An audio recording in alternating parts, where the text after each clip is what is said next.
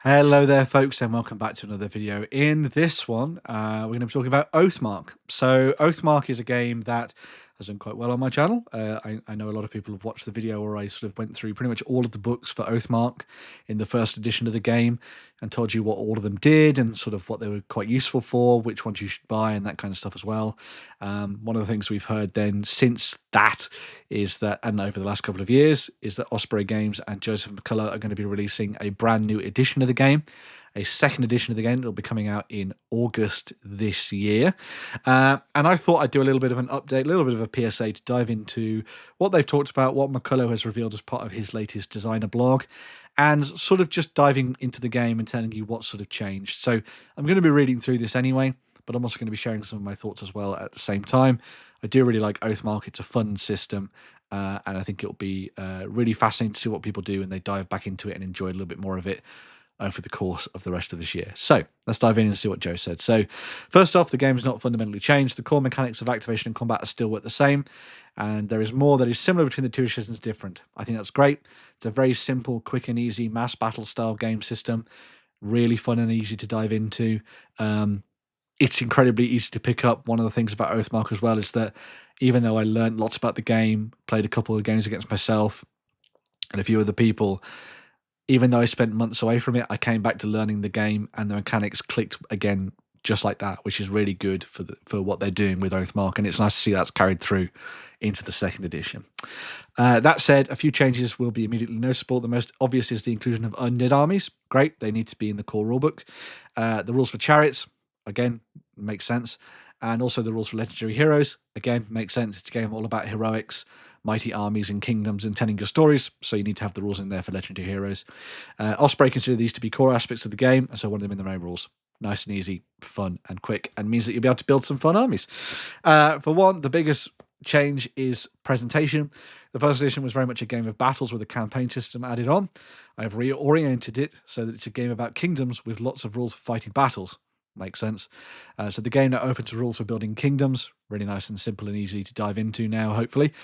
This works in a similar fashion to first edition, except that players are encouraged to start with a kingdom that only contains 2 or 3 regions, which I think is a really nice touch. I think you could always almost end with a little bit of decision paralysis when it came to Oathmark and building your kingdoms.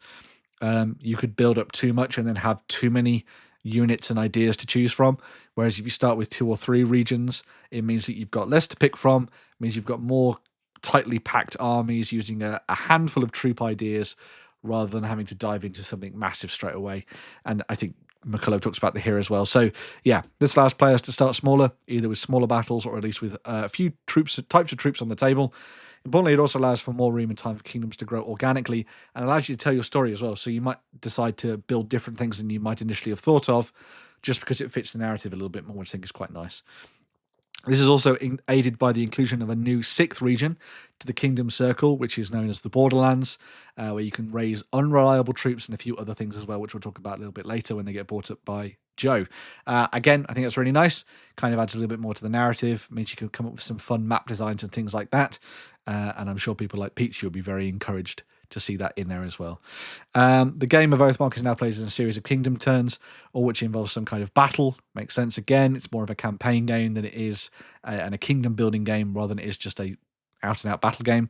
Although, of course, they still obviously have all the rules in there for you to just be playing one-off games if you want to, which I think is quite nice. And it's how a lot of people learn to play the game anyway, rather than making it a free-for-all kingdom-style campaign game straight away and sort of overburdening people with things. It does also remind me that I should tell people that with Oathmark, it's a fascinating one in that, yes, you can play a sort of very stock racial army if you wanted to. So you could just play an entire army of elves or dwarves or humans or orcs or goblins or the undead.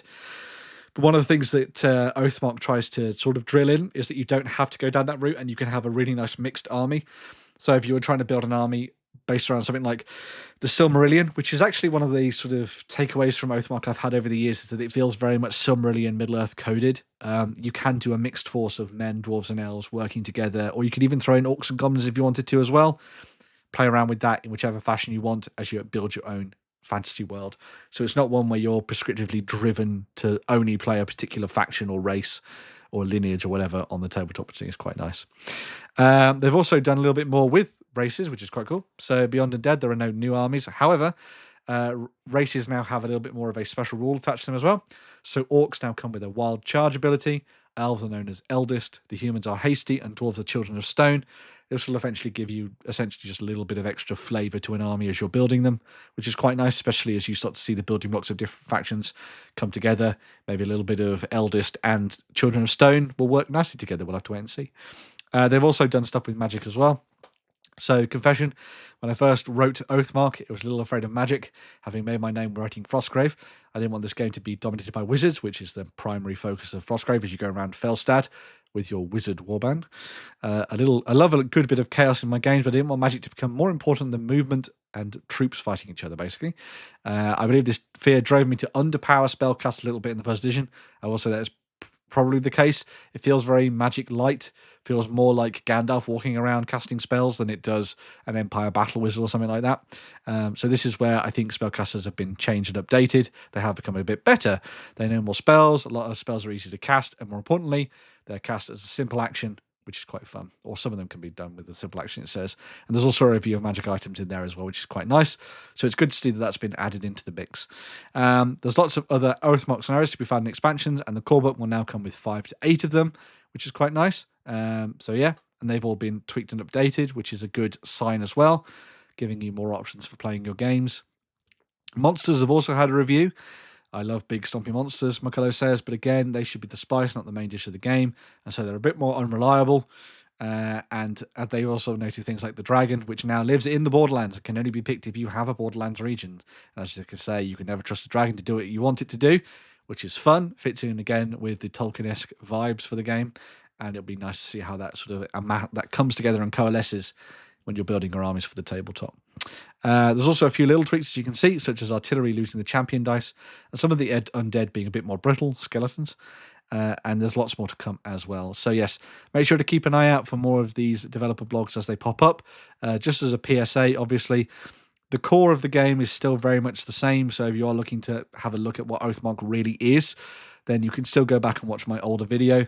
I'll make sure that I've got it linked down below somewhere so you can go and check that out. I also want to put a shout out to Pete from Peachy Tips, because he's done some really nice videos on Oathmark and kingdom building and the sort of basics of it all and sort of how it works, as well as some gameplay of Oathmark being played as well. So if you are interested in learning a little bit more about the game, I would recommend going over to his channel and seeing what he has to say about Oathmark.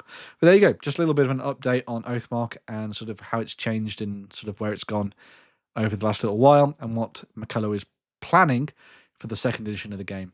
I hope this was helpful and useful to you. And make sure, as I say, to keep an eye on the Osprey blog to find out more information as it comes up. Remember to like, share, subscribe, comment, do all that good stuff down in the comments down below. Also, remember to check out all of those affiliate links, because it all helps keep the channel going in a positive direction. But yeah, I just love having a conversation with you down in the comments.